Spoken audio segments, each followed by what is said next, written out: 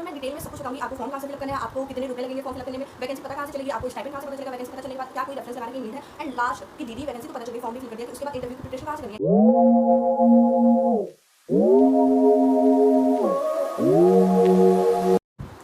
Hi guys, welcome back to my channel. This is me Ayushi. And जब से मैंने ये वाली पोस्ट डाली है कि I got articleship in Genpact, सारे लोगों का बहुत ही क्वेश्चन है कि दीदी आपको आर्टिकलशिप कैसे मिली, फॉर्म कहाँ से भरा, वैकेंसी कहाँ से पता चली, कोई रेफरेंस लगा या नहीं लगा, क्या क्या फुल प्रोसेस हुआ, प्लीज़ हमें A to Z पूरा ही बता दो।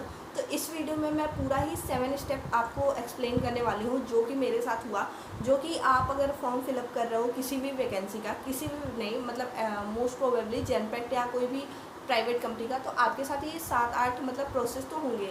मैं बता दूँ, इससे पिछली वाली कंपनी जिसको मैंने ज्वाइन किया तो उसमें भी ये 3 से 4 प्रोसेस इन्वॉल्व थे, एंड उसके बाद मेरा सिलेक्शन हुआ। तो आपके साथ ये 3-4 प्रोसेस तो होंगे।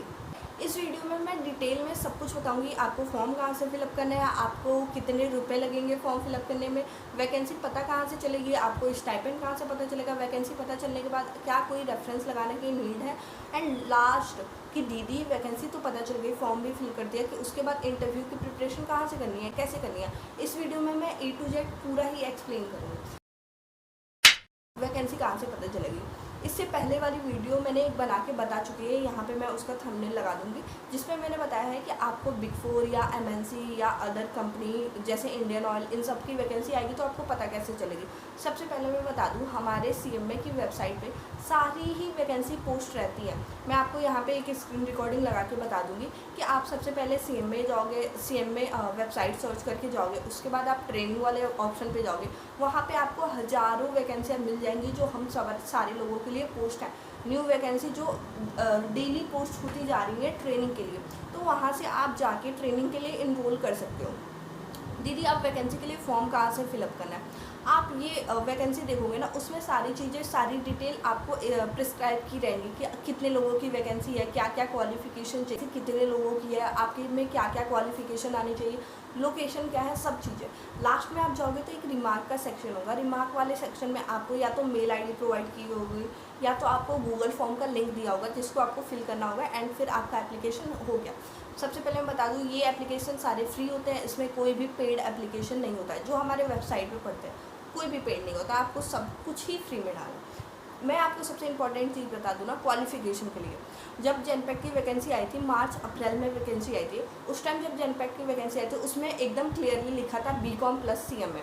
ये बहुत इंपॉर्टेंट है उन बच्चों के लिए जो या जिनका अभी ग्रेजुएशन चल रहा हो, या फिर जिन्होंने BCom नहीं की हो, मेरी तरह, जैसे मैंने BA किया, मैंने BCom नहीं किया, तो उनके लिए ये बहुत इंपॉर्टेंट है। मैंने बिना उसको पढ़े, बिना उस पर ज़्यादा दिमाग लगाए, मैंने उस फॉर्म को फिल कर दिया, एंड मेरा सिलेक्शन हो गया। तो मैं आपको बता दूँ ना, CMA ज़्यादा मैंडेटरी है। अगर आपने BCom आपका चल भी रहा हो या फिर आपने नहीं किया हो, ये नहीं आपके लिए मैटर करता। आपके लिए ये मैटर करता है कि आप CMA पास किए होने चाहिए। तो इस बात पे बिल्कुल फोकस मत करना कि यार उसमें BCom मांगा है, यार उसमें MCom मांगा है, उसमें पता नहीं मेरा होगा या नहीं होगा। CMA मोस्ट इम्पॉर्टेंट है, BCom नहीं इम्पॉर्टेंट है। मेरा BA हुआ है और मेरे BA के उस पर बेस पे ही सिलेक्शन हुआ है, उसमें कोई वो नहीं हुआ। चौथी चीज़ मैं बता दूँ, ये बहुत ही लंबा प्रोसेस है, बहुत ही टाइम लग सकता है। मैं बता दूँ, मार्च एंड में या अप्रैल स्टार्टिंग में इसका फॉर्म आया था, तब मैंने फॉर्म फिल किया था, एंड आप देखो ना 11 फरवरी को मेरा रिजल्ट आया। अप्रैल में अगर हम ले, अप्रैल में जाके वैकेंसी आई, मई जून जुलाई में जाके 21 जुलाई, टोटल 2 महीने बाद मेरी ज्वाइनिंग हुई है। तो ये बहुत बड़ा प्रोसेस है। अगर आप किसी भी कंपनी या किसी भी पब्लिक कंपनी में आप कर रहे हो, तो ये थोड़ा प्रोसेस लग सकता है, आपको टाइम लग सकता है। एंड आई टेल यू, इन सारे प्रोसेस में ना, आप देखो मुझे 2 से ढाई महीने लग गए।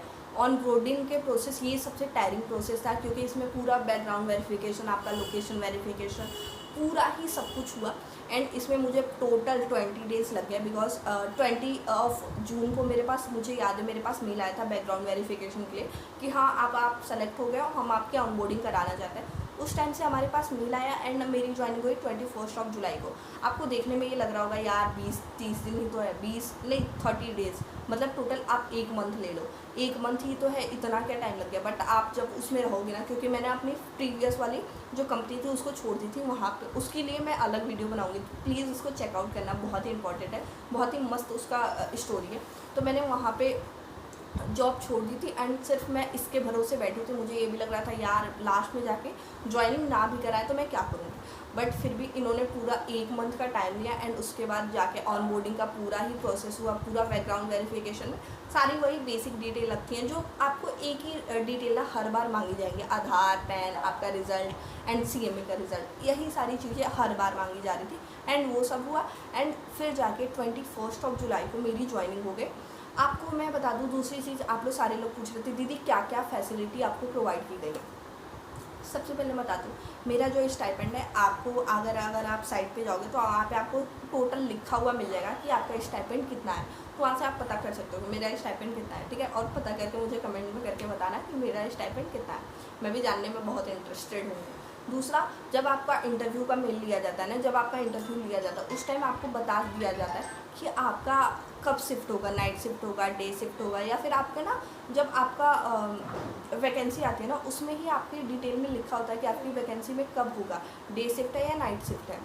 मैं अपनी बेसिकली बता दूं, मेरी इवनिंग शिफ्ट या नाइट शिफ्ट आप जो भी बोलो, 2 PM से मेरी 12 AM तक मेरा ऑफिस का काम रहता है, बट बहुत ही बेनिफिट है बिकॉज हम 2 PM तक जाते हैं एंड फिर 9 तक हम निकल आते हैं एंड उसके बाद हम घर आके लॉगिन करके फिर काम करते हैं, ठीक है।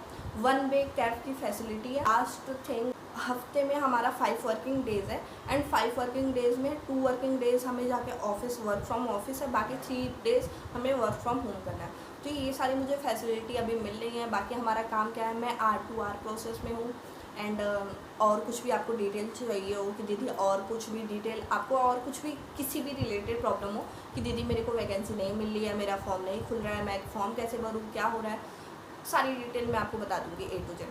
लास्ट थिंग, काफ़ी लोग मेरे से ये पूछ रहे थे टेलीग्राम पे कि दीदी आपने रिज्यूम कैसे बनाया था, प्लीज़ हमें रिज्यूम का एक बार वो बता दो कि कैसे बनाया था। देखो मैंने कुछ भी नहीं सोच के बनाया था, इसी रिज्यूम से मैं बहुत जगह रिजेक्ट भी हुई हूँ, इसी रिज्यूम से मैं यहाँ पे सेलेक्ट भी हुई हूँ। तो ऐसा कोई भी मैंने बड़ा तीर नहीं मारा था, फिर भी मैं आपको डिस्क्रिप्शन में अपने रिज्यूम का लिंक दे दूँगी, आप वहाँ से जाके देख के अपना रिज्यूम वैसे ड्राफ्ट कर सकते हो। बट बहुत ही बेसिक था, कुछ भी ज़्यादा नहीं था, क्योंकि मैं एक तो फ्रेशर हूँ, उसमें मैंने कुछ भी ज़्यादा नहीं किया था। बट आप अगर चाहो तो आप ऐसा रेफरेंस लेके अपना रिज्यूम बना सकते हो। बाकी के लिए बस इतना ही। अगर आपको कोई भी क्वेश्चन हो तो please let me know in the comment section. को कोई भी क्यूरी हो, कोई भी प्रॉब्लम हो तो मुझे आप टेलीग्राम पे रीच कर सकते हो या फिर मुझे कमेंट करके बता देना। Thank you for watching, bye.